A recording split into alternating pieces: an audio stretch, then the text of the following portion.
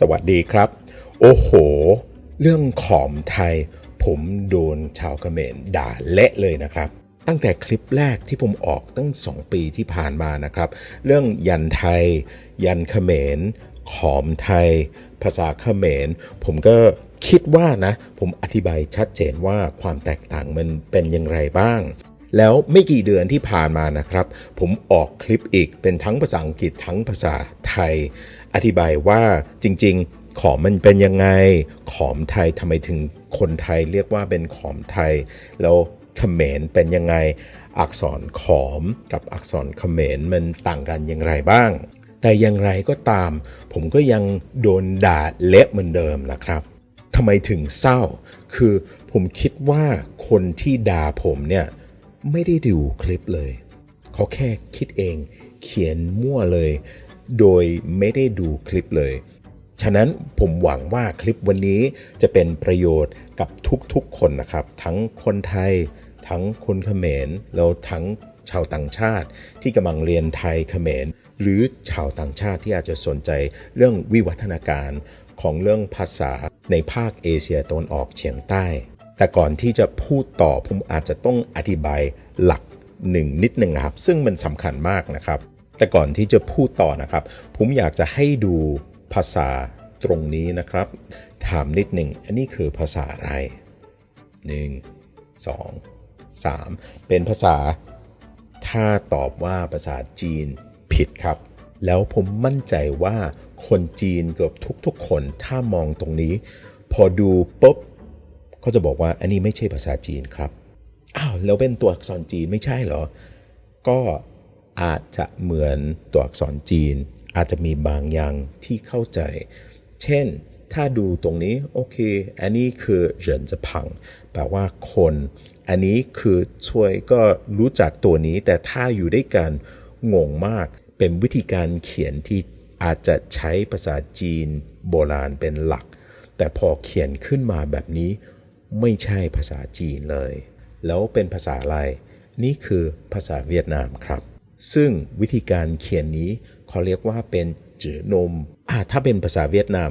ถ้าสมมติว่าผมเอาอันนี้นำไปให้คนเวียดนามดูตอนนี้เขาจะอ่านออกไหมไหนๆเขาเป็นชาวเวียดนามเป็นเจ้าของภาษาเวียดนามเขาน่าจะอ่านออกได้เนาะไม่ได้ครับปัจจุบันนี้ชาวเวียดนามที่อ่านจื่อนมออกน้อยมากนะครับถึงแม้ว่าเมื่อก่อนเป็นวิธีการเขียนภาษาเวียดนามสากลที่ทุกคนที่สามารถเขียนหนังสือได้ก็จะอ่านออกผมรับรองว่าถ้าให้ชาวเวียดนามอ่านตอนนี้ก็จะอ่านไม่ออกเลยสำหรับคนที่อาจจะพูดภาษาเวียดนามได้หรือพูดภาษาจีนได้แต่งงว่านี่มันอ่านว่าอะไรอันนี้คือtôi biết ฉันรู้tôi không có คงแปลว่าไม่มีก็คือคงก็แปลว่ามีซึ่งส่วนนี้ก็คนจีนรู้จักเป็นหยูแปลว่ามีแล้วอันนี้คือเสียงกเขาใช้หลักโบราณในการประกอบตัวอักษรจีนหรือฮั่นจื่อแต่เขาประกอบศัพท์เวียดนามขึ้นมาก็นี่คือคำว่าก็แปลว่ามีเป็นภาษาเวียดนามเหนียวแปลว่าเยอะซึ่งอันนี้คือตัวแปลว่าหลายอย่างแล้วเสียงนี้ก็คือเราหรือเหนียวแปลว่าเยอะภาษาเวียดนามตีนแปลว่าเฉียนเงินยังตัวถึมจีก็แต่ผมมีอิทเฮินน้อยลงตัวนี้ที่ผมคิดแปลว่า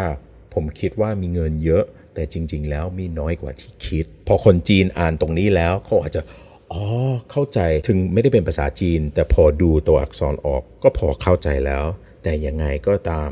ไม่ใช่ภาษาจีนอันนี้คือภาษาเวียดนามแล้วชาวเวียดนามปัจจุบันนี้ไม่สามารถอ่านได้อ่านไม่ออกเนื่องจากว่าปัจจุบันนี้คนเวียดนามก็จะเขียนภาษาเวียดนามโดยใช้กวกงือเป็นชุดอักษรเหมือนลาตินอันนี้คือวิธีการเขียนภาษาเวียดนามใหม่ที่ทุกคนสามารถอ่านได้แต่แบบโบราณที่เมื่อก่อนทุกคนอ่านออกตอนนี้คนส่วนใหญ่อ่านไม่ออกแต่ก่อนที่จะพูดต่อผมคิดว่าผมพูดมาแล้วก็จะให้ฟังซ้ำอีกนะครับที่ผมพูดในคลิปแรกหวังว่าสำหรับคนที่ไม่ได้ฟังในคลิปแรกจะได้ฟังคราวนี้ครับภาษาที่เห็นอยู่ตรงนี้เป็นภาษาอะไรนี่คือภาษาไทยครับ อาจจะอ่านยากนิดหนึ่งเนื่องจากว่าใช้อักษรขอมไทยเมื่อประมาณ18เดือนก่อนนะครับผมก็ออกซีรีส์คลิปที่สอนวิธีการเจาะรหัสยันไทยหรือยันที่เราเจอในประเทศไทยที่ใช้ภาษาขอมภาษาที่อาจารย์เขียนเวลาทำยันส่วนใหญ่จะเป็นภาษาบาลีซึ่งไม่ได้เป็นภาษาไทยหรือภาษาเขมรเป็นภาษาบาลีแต่เราเห็นยันแบบนี้ถ้าทำในไทยคนไทยจะเรียกว่าใช้อักษรขอมถ้าเจอแบบนี้ในเขมรก็เป็นตัวเขมรแต่ว่าที่เห็นอยู่บนหน้าจอตอนนี้ไม่ได้เป็นภาษาเขมรภาษาที่เขียนอยู่เป็นภาษาไทยแต่ใช้อักษรขอมครั้งก่อนที่ออกคลิปมันออกกระแสนิดนึงนะครับชาวเขมรไม่พอใจเท่าไหร่อ้างว่าคนไทยขโมยภาษาของเขาหรือตัวอักษรเขมรแล้วไม่ได้เป็นภาษาไทยซะหน่อยเราเห็นว่าเฮ้ยดูเด็กอนุบาลก็อ่านได้ที่พูดแบบนี้ผมไม่ค่อยเข้าใจตรรกะอันนี้เปรียบเสมือนคนที่อ่านภาษาอังกฤษได้เนื่องจากว่าเขาใช้ตัวอักษรลาตินแต่พอดูภาษาลาตินจริงก็คนที่เป็นเจ้าของภาษาอังกฤษส่วนใหญ่จะอ่านไม่ออกเวลาอ่านภาษาลาตินถึงแม้ว่าเขารู้จักตัวอักษรแต่ละตัวแต่ไม่ได้หมายความว่าเขาเข้าใจภาษาอันนี้ก็เหมือนกันหรือภาษาเวียดนามก็แม้แต่เราเห็นว่าเขามี ABC แต่มันดูแปลกนิดหนึ่งแล้ววรรณยุกต์ต่างๆเขาปรับวิธีการเขียนแล้วก็ชาวเวียดนามเขานำบางอย่างเข้ามาเวลาเขียนเพิ่มเติมเพื่อที่จะสามารถเขียนภาษาเวียดนามให้ชัดเจนได้เวลาคนไทยนำอักษรขอมมาเขียนภาษาไทยก็เหมือนกันเราจะเห็นตรงนี้ถึงแม้ว่าพอหน้าตาดูคล้ายๆกับเขมรถ้าอ่านจริงๆมันไม่ได้เป็นภาษาเขมรแล้วมีบางอย่างที่ไม่เหมือนฉะนั้นวันนี้เรามาดูว่าจริงๆขอมไทยมันต่างกับภาษาเขมรยังไงหรือตัวอักษรเขมรอันดับหนึ่งเวลาเขียนขอมไทยใช่เราใช้ตัวอักษรเขมรแต่ว่ามีบางอย่างที่ไม่เหมือนกันซึ่งเรามีวรรณยุกต์แล้วมีศัพท์อื่นๆซึ่งตระกูลของภาษาไทยเป็นคนละตระกูลกับภาษาเขมรภาษาเขมรเป็นตระกูลมอญเขมรภาษาไทยเป็นไทยกระไดเป็นคนละตระกูลกันแต่ว่าเหมือนภาษาอังกฤษถึงภาษาอังกฤษเป็นภาษาเยอรมนิกมาจากสายพันธุ์เยอรมันมีภาษาฝรั่งเศสกับกรีกเยอะในภาษาอังกฤษถึงเจ้าของภาษาอังกฤษถ้าอ่านภาษาฝรั่งเศสเวลาอ่านนะตัวอักษรเราจะพอเดาได้ว่า70% มีความหมายว่าอะไรแต่ว่าเรารู้เลยว่ามันไม่ได้เป็นภาษาอังกฤษเราพอพูดออกปุ๊บมันจะเละเลยมันจะพูดเพี้ยนจนเจ้าของภาษาฝรั่งเศสอาจจะฟังไม่รู้เรื่องอันนี้ก็เช่นกันนะครับทีนี้ผมกำลังใช้เครื่องมือที่ผมสร้างขึ้นมาช่วยให้คนไทยสามารถเรียนวิธีการเขียนขอมได้จริงๆผมทำเครื่องมือนี้สำหรับชาวต่างชาติด้วยถ้าเขียนตรงนี้หาไม่เจอข้างล่างมันจะแยกศัพท์ออกแล้วชาวต่างชาติเวลาเข้ามาเรียนภาษาไทยถ้ากดตรงนี้ปุ๊บคำว่าเจอแล้วก็กดในนี้เขาจะหัดเขียนภาษาไทยได้ก็คำว่าเจอ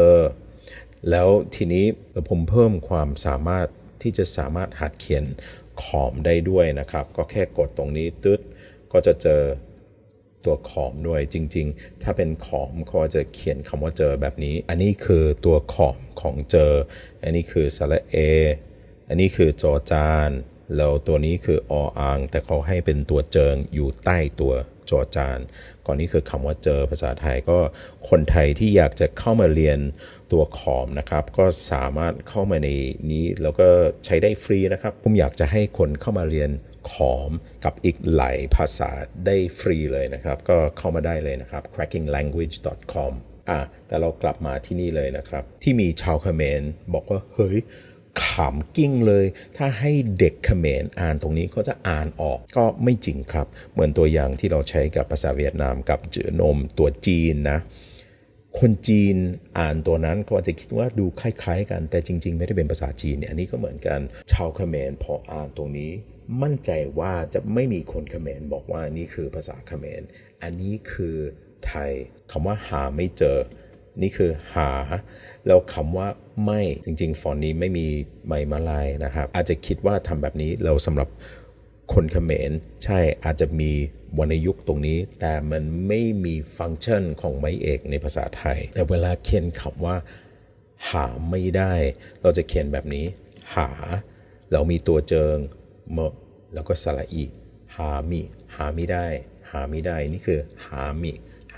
ซึ่งไม่ได้เป็นภาษาเขมรครับอันนี้คือขอมไทยแล้วคำว่าได้จริงๆต้องใช้ไม้มาลายนะครับแต่ทีนี้ผมจะใช้ตรงนี้เนื่องจากว่าฟอนต์นี้ไม่มีแล้วคำว่าได้เราใช้ทอมอนโทนะครับแทนดอเด็กเราไม่โทแล้วชาวเขมรอาจไม่เคยเจอตัวนี้ในภาษาเขมรเนื่องจากว่าเป็นวรรณยุกต์ภาษาไทยมีไม่เอกไม่โทไม่ตรีไม่จัตวาเดี๋ยวผมจะให้ดูว่าเรื่องวรรณยุกต์ไทยทำงานยังไงสำหรับชาวเขมรที่อาจจะสงสัยว่าเฮ้ยรู้เลยแต่จริงๆเขมรไม่มีครับก็สำหรับใครที่อยากจะมาเล่นพร้อมผมนะครับสามารถเปิดได้ที่ crackinglanguage.com นะครับแล้วเราเห็นว่านี่คือไทยจริงๆผมมีภาษาถิ่นตั้ง300กว่าภาษาทั้งประเทศไทยลาวแล้วก็จีนที่มีทอไอแล้วมีทั้งจีนกวางตุ้งเวียดนามมีหลายภาคของจีนด้วยนะครับแต่เราสามารถใช้ระบบนี้มาเขียนภาษาไทยทอไอเกือบทุกๆภาษาครับลองดูถ้าเป็นภาษาไทยเนาะเรามีกอากาถ้าเป็นขอมก็จะเป็นกออากาก็จะออกเสียงว่ากาแต่ของไทยเรามีเสียงสูงเสียงต่ำก็ถ้าเพิ่มไม่เอกครับก็คือกาเราเห็นว่านี่มันจะตกลงกาแล้วถ้าเปลี่ยนเป็นไม่โทที่เห็นไปเมื่อกี้ก็คือกากากากาชาวเขมรอาจจะคุ้นเคยกับการแยกพยัญชนะออกซึ่งอาจจะมีคำว่าคาถ้าเป็นเขมรปัจจุบันนะอันนี้จะออกเสียงว่าเกียร์ใช่ไหมครับก็ถ้าเป็นเขมรปัจจุบันนี่คือกาอันนี้คือเกียร์กาเกียร์เนื่องจากว่าชุดนี้เป็นชุด O แล้วนี่เป็นชุด R ก็กาเกียร์กาเกียร์ภาษาเขมรแต่ถ้าเป็นภาษาไทยนี่คือกาคากาคาถ้าเราเติมไม่เอกก็เป็นกากาแต่ถ้าเป็นตัวนี้เราเติมไม่เอกก็คือค่าลองดูไม่มีวรรณยุกต์ค่าค้าแต่ถ้าเราใช้กับตัวนี้คือกากาอ้าวแล้วมันต่างกันได้ยังไงภาษาไทยเรามีอักษรสูงอักษรกลางอักษรต่ำแล้ววรรณยุกต์ที่บอกนี่คือไม่เอกก็เป็นตัวนี้เราเห็นว่ากอไก่เนี่ยเป็นอักษรกลางซึ่งอักษรกลางของไทยเราจะให้เห็นว่าจริงๆมีตัวเทียบได้ในเขมรแต่ว่าถ้าเราเขียนคำว่าคาเราเห็นว่านี่คืออักษรต่ำก็คาแต่พอเติมไม่เอกค่ามันกลายเป็นตัวนี้ก็เห็นว่าสูงตกต่ำค่าเราเปลี่ยนเป็นไม่โทมันกลายเป็นตัวนี้เลยไม่โทก็เป็นอักษรต่ำค้าคาค่าค้าภาษาเขมรไม่มีวรรณยุกต์แบบนี้แล้วอันนี้คือปัจจัยหนึ่งคือความแตกต่างระหว่างขอมไทยกับเขมรผมทำอันนี้ขึ้นมาจะได้แบบเล่นๆจริงๆผมมีล้านนาด้วยล้านนาก็เหมือนกันเราสามารถเล่นกันได้เราจะดูว่าอักษรแต่ละชุดมันจะต่างกันยังไงมีหลายอย่างที่ใกล้เคียงกันแต่มีหลายอย่างที่แตกต่างโดยสิ้นเชิงครับแล้วถ้าขึ้นมาตรงนี้นะครับเราก็เขียนว่า consonant compass เราจะเห็นตรงนี้เลยนะครับก็เรามีอักษรไทยแต่ผมเพิ่ม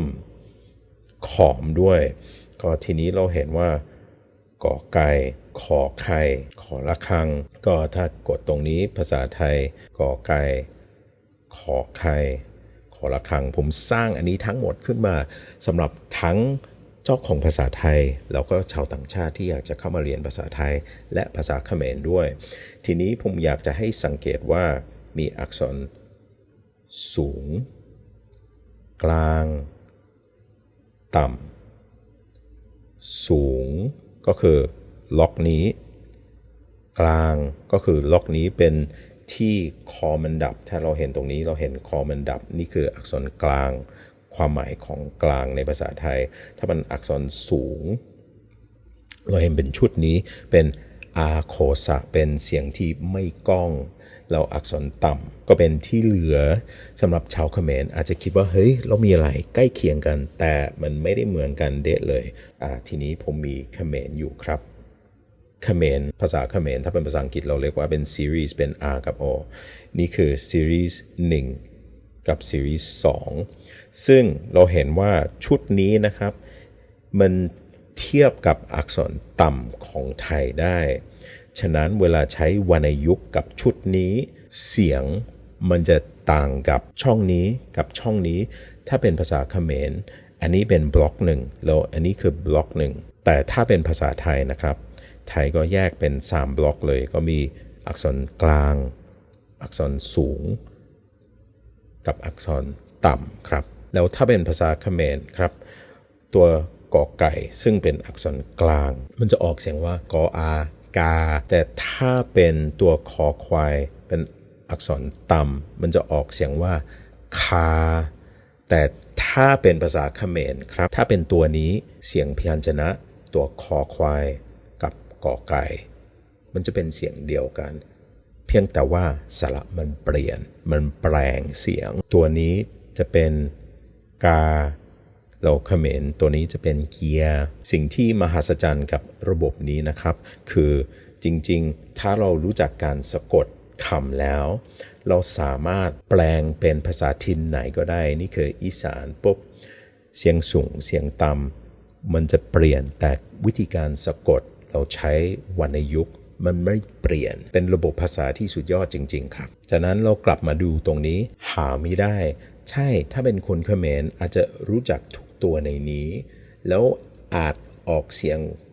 คล้ายกันแต่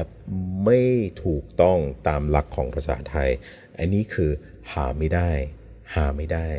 แล้วมันต้องได้ไม่ใช่หาไม่ได้มันต้องได้เป็นเสียงสูงต่ำถ้าเป็นภาษากลางถ้าเป็นภาคอื่นหรือภาษาถิ่นอื่นใช่วรรณยุกต์อาจจะเปลี่ยนแต่วิธีการสะกดไม่เปลี่ยนนี่แหละคือขอมไทยอักษรคืออักษรไม่ใช่ภาษาวิธีการเขียนก็คือวิธีการเขียนแต่วิธีการเขียนไม่ใช่ภาษาครับหวังว่าคลิปวันนี้ได้เป็นประโยชน์นะครับที่จะแยกแยะความแตกต่างระหว่างขอมไทยกับเขมรหรือขมายปัจจุบันขอมไทยมีจริงครับแล้วเป็นระบบการเขียนที่คนในสยามใช้มาเป็นหลายร้อยปีไม่ได้บอกว่าขโมยภาษาเขมรมาเราใช้ชุดอักษรนี้ในการเขียนภาษาอยู่ในตระกูลไทยทอไอมาหลายร้อยปี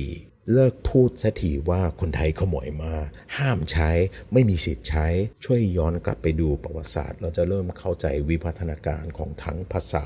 แล้ววิธีการเขียนต่างๆทุกๆภาษาบนโลกนี้ที่เราใช้กันปัจจุบันมายืมไปยืมมาจากภาษาอื่นๆตัวอักษรเขมรก็ใช้ตัวอักษรอินเดียอื่นๆเป็นหลักในการประดิษฐ์ขึ้นมามันไม่ได้เป็นเอกเทศของมันเองทุกอย่างมีผลต่อกันซึ่งกันและกันซึ่งเป็นความสวยงามของสิ่งที่เรียกว่าภาษาผมเจนะครับอย่าลืมกดไลค์ติดตามด้วยนะครับสวัสดีครับ